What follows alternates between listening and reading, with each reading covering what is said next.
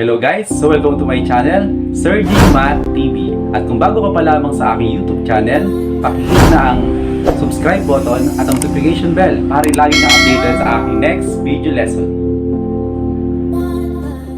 Our lesson for this day is all about the joint variation. So joint variation is the same as direct variation with two or more quantities. The statement A varies jointly as B and C means A equals K, B, C, where K is the constant of variation. Some physical relationship, as in area or volume, may involve three or more variables simultaneously, which represent joint variation. So let's proceed to example.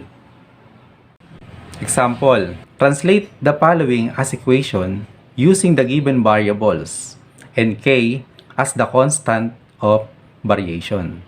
Number 1, P varies jointly as Q and R. So kanina, diniscuss natin that joint variation is the same as direct variation with two or more quantities. So meaning, we can write this as P varies jointly as Q and R. So we have P equals K, Q, R. Another, number 2. U varies jointly as B and W. So we have U equals K, B, W.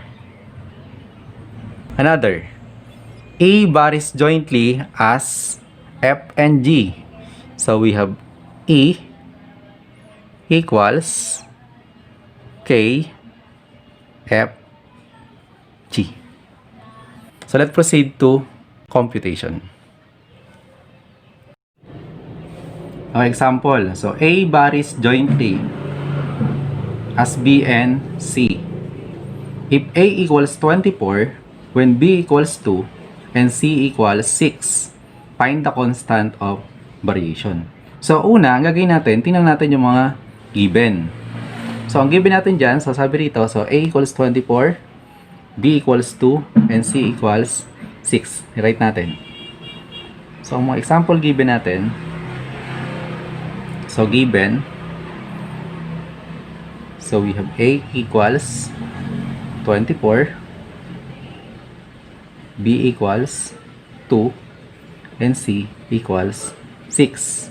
So, ang nawawala dito, so we're going to find the constant.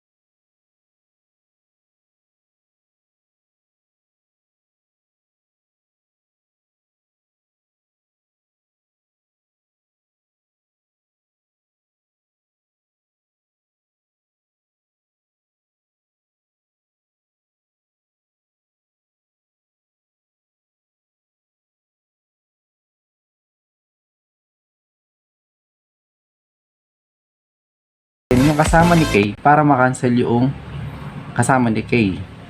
So which is 12. So ang gawin natin, divide both side equation by 12. So cancel yung 12. So matitira ay K. So K equals 24 divided by 12. So is equal to 2. So 2 is the constant of variation. Second example, Y varies jointly as X and Z. If Y equals 18 when X equals 3 and Z equals 2, solve for Y when X equals 4 and C equals 3. So ang nawawala dyan, kung titingnan natin, so sa first statement natin, so yung Y varies jointly as X and Z. So, ang nawawala dyan yung constant ng variation. So, unahin natin, solve natin yung constant ng variation. Solution. Okay, so rewrite natin yung equation of variation. So, y varies jointly as x and z. So, y equals k, x, and z. Sabi yan, ang given natin. So, ang given, so we have y equals 18, x equals 3, and z equals 2. So, ang nawawala natin ay yung k. So, solve for k natin.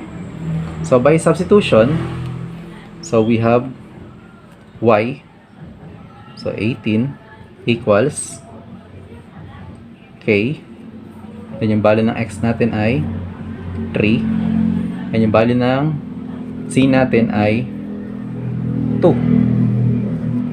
So we have 18 equals k, 3 times 2, so we have 6. Katapos nung kinakailangan, k lang ang matter dito. Kasi k yung nawawala, ang constant. So ang gagawin natin, so tingnan nyo yung kasama ni k. So ang kasama ni k ay 6. So divide natin both side equation by 6. So cancel yung 6. So 6 divided by 6 is 1 times k. So we have k. Sa kabila naman, so 18 divided by 6. So we have 3. So k equals 3. So ngayon, ang pinapahanap sa atin, titingnan natin sa may problem natin, solve for y when x equals 4 and z equals 3. So gagawin natin, solve for y.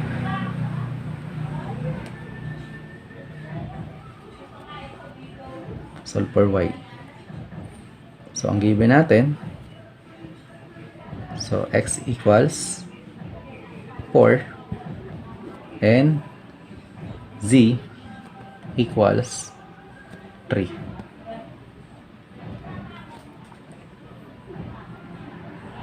So ngayon, by substitution, balik tayo sa original equation. So we have y equals k, x, z. So by substitution, so we have y equals, anibalo ng 3 k natin. So yung kanina, ito. So we have 3. And then yung x natin dito, so we have 4. Palit nyo lang. And then yung z, so which is 3. Nababasa nyo ba yung sulat ko? Ayan. So we have y equals, multiply na natin. So 3 times 4. So we have 12 times 3 equals 36. So y is equal to 36. So that is the final answer. Check nyo mabuti.